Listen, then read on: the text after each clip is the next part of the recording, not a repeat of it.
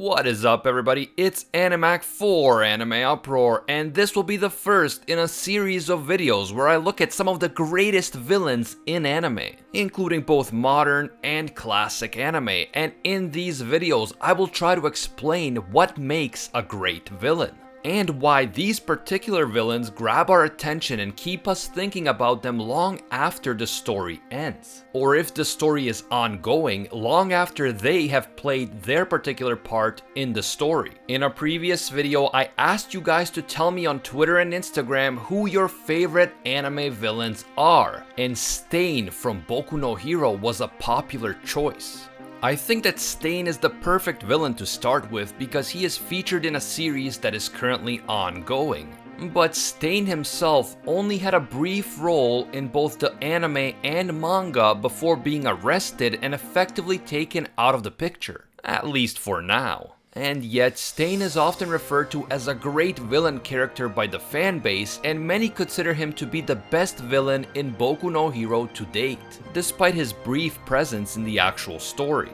So in this video, I will explore what exactly makes Stain a memorable character, and why he made such a big impression both on the fictional world of the story and on Boku no Hero fans in the real world. If you'd like to suggest villains that I should cover in future videos, just hit me up on Twitter and Instagram at AnimeUproar and let me know which villain you think should be next and why. And now let's get started. The first thing that we need to do is address the terminology. I've seen many people referring to Stain as an anti-hero rather than a villain, so let's clarify. There are different definitions depending on who you ask, but in general, the term anti-hero refers to a central character, usually the protagonist of a story, who does not have traditional heroic qualities. Basically, he is not a conventional good guy who just wants to help others and do good things. At least he doesn't start out this way. Some examples of this include Spike from Cowboy Bebop, who is a former gangster and current bounty hunter with a whatever happens happens approach to life. And also great teacher Onizuka, who at the beginning of the story is a former gang member who becomes a high school teacher so that he can hit on hot girls. But Onizuka's character later develops into a more conventional hero as the story goes on. Some would say that a vigilante like the Dark Knight Returns version of Batman is an anti-hero because although he is fighting evil, he is doing it outside the confines of the law, and sometimes he crosses the line, like torturing a criminal for information. However, even a vigilante-type anti-hero like Batman still has a clear rule about not killing, at least in the modern version of the comics.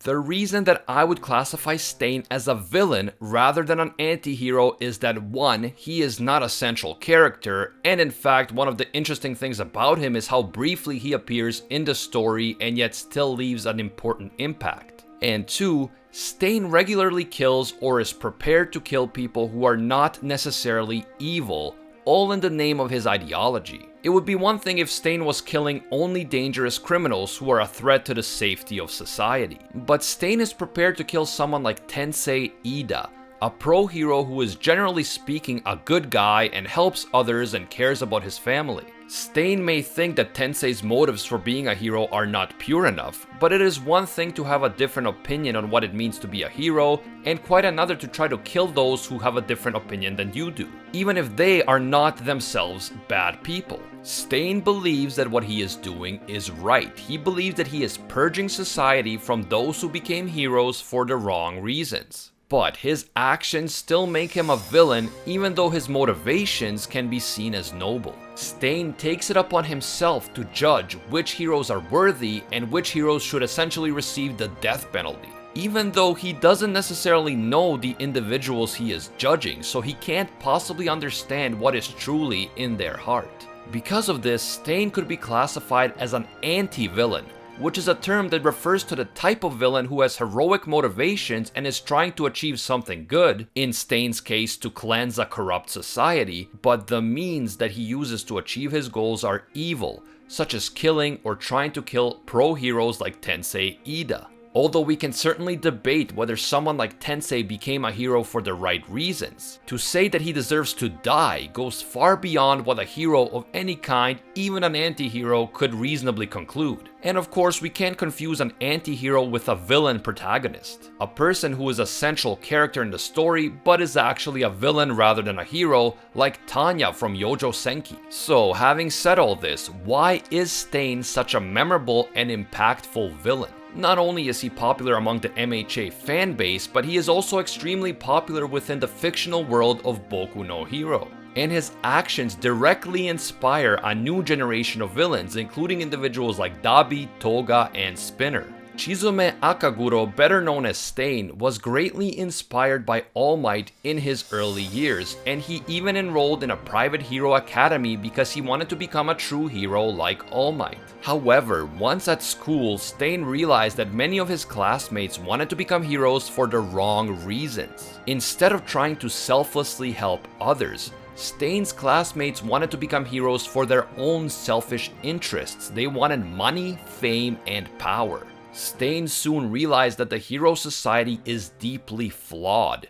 In a world where being a pro hero is a highly respected position, a position that comes with money, power, and fame, many individuals who are not truly heroic but selfish and vain embraced the pro hero profession. Many of the people who are supposed to be protecting society and defending the defenseless were actually self-interested, money-hungry, fame-seeking opportunists who didn't even care about the people they were supposed to be protecting. A good example of this would be the flame hero Endeavor, someone who is driven by ambition and a selfish desire to surpass All Might instead of the desire to help others. And someone who is cruel and abusive towards his own family in his personal life, but in public is known as a top-ranked pro hero with more successfully resolved cases than any other hero. After dropping out of the Hero Academy, Chizume tried to shine a light on the corruption of the hero society by speaking out about it on street corners and trying to persuade people to see the truth. But he didn't manage to build a significant following, and his words were largely ignored.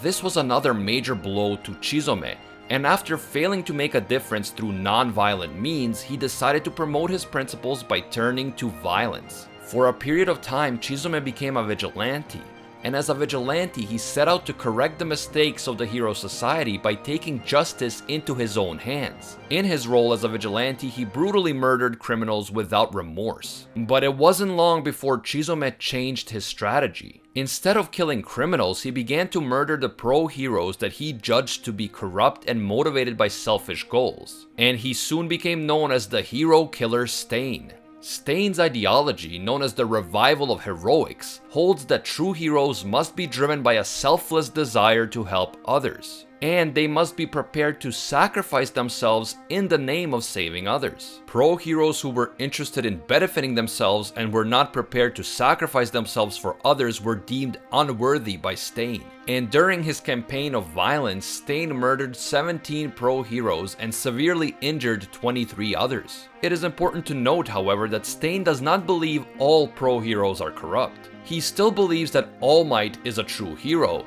and he also respects others who are trying to become heroes for the right reasons. Because of this, not only does Stain not harm Deku, but because Stain considers Deku worthy of becoming a true hero, he even risks his own life to save Deku from the Winged Nomu. In that sense, we can see that Stain is not all bad. He believes that what he is doing needs to be done to save society from corruption and decay. Many of us can relate to the points that Stain is trying to get across. In our own society, there are many people who became wealthy and famous by exploiting others, by cheating the system, and so on. I mean, just look at the banking system and how the same individuals who ripped off thousands of people ended up being bailed out by the government because their companies were too big to fail. Stain makes a good point. A point that resonates with many people, both in the world of Boku no Hero and in our own world. But here is the problem. Stain takes it upon himself to judge who is good and who is bad, who is worthy and who is unworthy. And he is willing to kill those individuals that he deems unworthy. While that might seem appealing if you are the one doing the judging, Imagine what the world would look like if everyone took justice into their own hands in the same way that Stain does. There is no way that someone you haven't even met can tell what is in your heart. There is no way for them to judge what your true motivations are. And yet, if we accept Stain's methods, then we might find ourselves in a society full of vigilantes who are willing to kill everyone they deem unworthy. How long before someone accuses you or me of also being unworthy? How long before someone comes for us because they decided to judge us before even getting to know us? The reason that laws were established in the first place was that a society in which everyone took the law into their own hands led to utter chaos. You would have to constantly look over your shoulder in case someone decided that you had done something wrong, and there would be no court of law where you could argue your point and prove your innocence. So a world full of Stains would not necessarily be a great place to live in, just like a world full of corrupt pro-heroes has a lot of drawbacks. And this is the essence of what makes Stain such a great villain. He is not just evil, but he is not just good either. He makes some excellent points and identifies some real problems, but his solutions create their own problems as well. Stain is not one-dimensional. He is complex, nuanced, and human. We can all relate to some of the things that he believes. We can sympathize with his ultimate goal, even if we don't agree with all of his methods. There are 4 major factors that I believe make a great villain. Not all of them apply to every great villain, and some great villains even subvert these categories, but here they are as I see them. Number 1 is motivation. Does the villain have a goal that drives him or her? And is this goal something that we can understand and relate to? If we put ourselves in the villain's shoes, would we understand how they feel? There are a few great villains out there who are just evil for the sake of being evil, like for example Johann Liebert from Monster. But much more often, a villain who is evil for the sake of being evil is one-dimensional and boring. Stain definitely has a clear and relatable ideology, an ideology that drives his actions. Stain wants the streets to run red with the blood of hypocrites, and even if you disagree with his methods, you can kind of see where he's coming from. And that is a powerful factor in whether or not we end up liking or hating a villain. Number 2 is backstory. Does the villain's upbringing and earlier life explain, at least to some extent, how they became the person they are today? With Stain, we see a person who was inspired to become a true hero like All Might, but he was devastated to learn that most people around him only wanted to become heroes for selfish reasons. This had a profound psychological impact on Stain, and after his attempts to change society for the better through non-violent means failed and he was ignored, Stain decided to turn to violence. Number 3 is personality. Is the villain an interesting character? Do we feel excitement and tension when he is on stage, or is he boring, monotone, forgettable, and so on? When we look at Stain, we see the kind of awe and fear that he brings out in others as soon as he appears. His unrivaled determination and extreme conviction give off a palpable aura that is felt by everyone around him. He has a commanding presence and a piercing glare that is enough to freeze even an experienced hero like Endeavor in his tracks. Stain definitely has the type of gripping personality and presence that keeps us as viewers on the edge of our seats. And that is why after the hero killer arc ends, we are left wanting more. And number 4 is power. Is the villain powerful enough to be a challenge to the heroes without being so overpowered that once the heroes defeat him, it feels contrived and we are left thinking that the only reason the villain lost was the power of friendship? I think that Stain strikes the perfect power balance as far as a villain is concerned. Compared to many other quirks, like One for All or Hellflame, Stain's quirk Blood Curdle isn't that impressive. In order to activate his quirk, Stain has to obtain some of his opponent's blood and then lick it or drink it. After he does this, the opponent will be paralyzed, but only for a brief period of time. Comparing this to something like producing massive flames or having superhuman strength leaves much to be desired. However, through rigorous training, Stain is able to become an extremely powerful villain. He has unrivaled speed and impeccable technique, and this is what gives him an edge over heroes with far stronger quirks. Through hard work and commitment, Stain is able to maximize the potential of his quirk, and even though he is a villain, we are left with a sense of respect for his work ethic and determination.